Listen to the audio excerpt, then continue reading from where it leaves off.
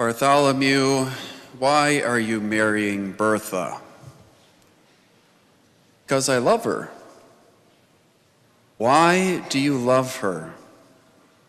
I guess because she makes me happy. She completes me.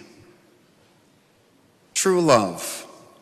Bartholomew and Bertha, for their wedding, will probably choose the second reading today from 1 Corinthians chapter 12 and 13.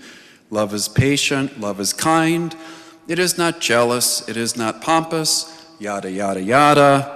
It bears all things, believes all things, hopes all things, endures all things. Love never fails. Bartholomew loves Bertha.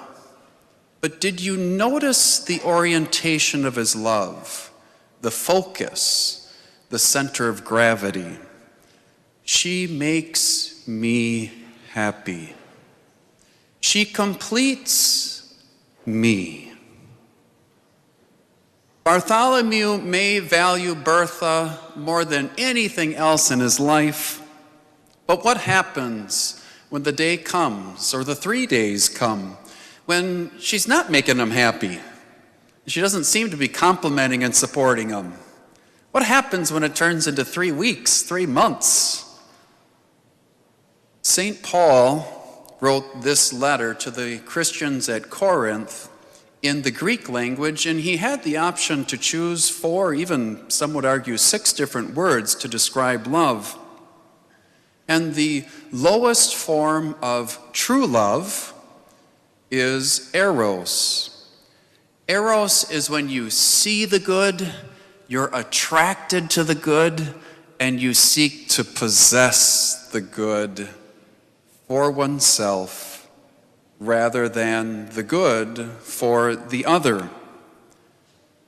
Paul doesn't use the word eros. Instead, he uses the highest form of true love, the word agape, which is a love that moves outward for others, trying to provide the good for other people. It's not trying to grab or grasp or possess. Paul describes it. Agape is patient. Agape is kind. It is not jealous. It is not pompous. It is not inflated. It is not rude. It does not seek its own interest. It is not quick-tempered. It does not brood over injury, but rejoices with the truth.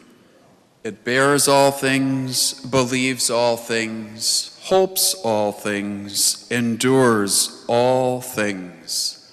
Agape never fails. Bartholomew is called to a life which cherishes Bertha and wants to provide the best for Bertha, and when providing the good for Bertha, he never counts the cost. Paul teaches us today that love is the greatest of all spiritual gifts, greater than the spiritual gifts of teaching or preaching or administering a parish or a diocese, greater than the gifts of speaking in tongues or healing or prophesying. In fact, he tells us, go ahead and strive after these kinds of spiritual gifts. But he says, but if you don't have love to go with these gifts, the highest of all spiritual gifts, then all the rest are for nothing. Love is the greatest spiritual gifts, and here's the good news. It's accessible to all of us. It lasts forever. And when we all live in love, we truly are one body in Christ. The world needs this kind of agape love. We need this kind of agape love. And when we are this, when we be this for others, when we do this for others, that means that our marriages are getting even stronger, our families are getting even closer, and slowly our world starts to be transformed in the right direction. Here's the calling. Can we live this highest form of love for each other? Can we be holy?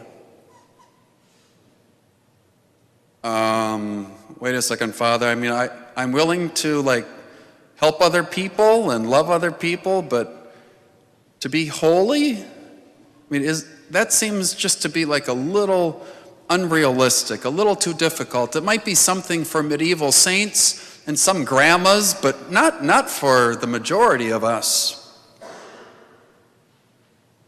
Around Christmas time, we sent out this book, and some people have already read it and others are making it a priority. It's the book entitled How Modern Culture is Robbing Billions of People of Happiness, the Biggest Lie in the History of Christianity. And it reminds us that the Bible tells us that God desires all of us to be holy, and He's going to help us, but the big lie is, it's too hard for me to be holy. I'll never do it.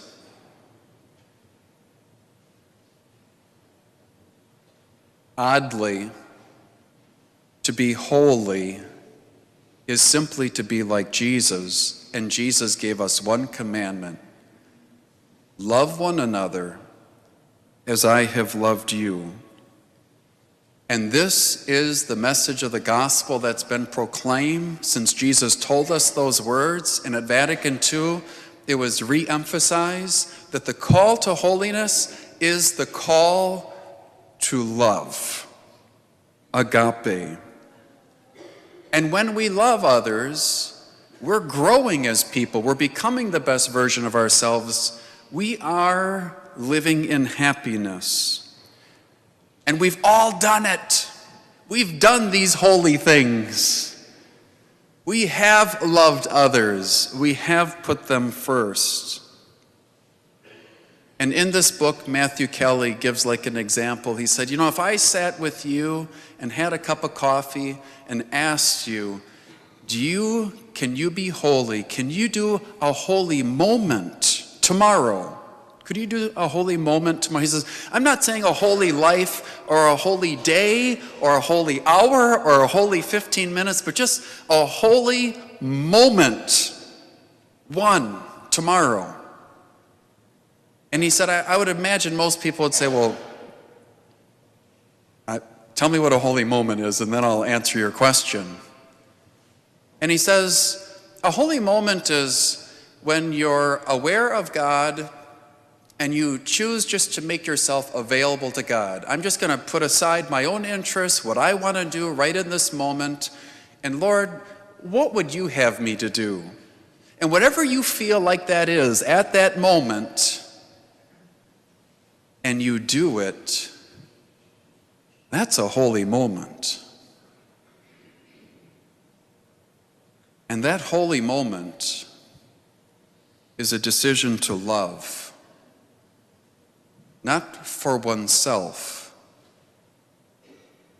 but something good for others. And he says, can you do this once tomorrow, a holy moment? And he says, and I'm sure you can, because you've done this before. And it doesn't take some degree in theology. It's accessible, it's practical. We do it within our own homes. It's Christian love. It's agape love. Not for oneself, but for others. And when we string these holy moments together, our marriages are becoming stronger, our families are growing closer, and our world is beginning to be transformed again. Let us say yes to love, to agape, to Christ, to a single holy moment.